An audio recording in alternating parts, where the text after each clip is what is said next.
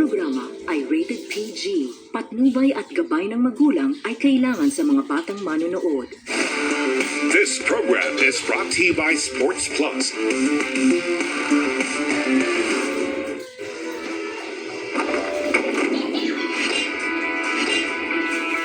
Unang jump-ball pa lang nahuli ang gusto.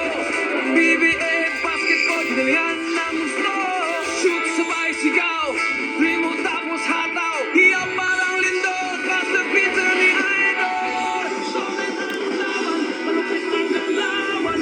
Solid ang punch, malakas ang hiyawan. Ang action ay walang hinto. Sa solid na laro. Solid ang laban, malupit ang galawan. Solid ang punch, malakas ang hiyawan. Ang action ay walang hinto. Sa solid na laro. Ano ba ang depensa, mabilis ang opensa. Tinawag ang play by Mula sa Smart Araneta Coliseum sa Cubao, Quezon City, bakbakang PBA na naman po ang aming handog sa inyo on a PBA Friday Group B action. Ang ating dalawang laban sa doubleheader natin.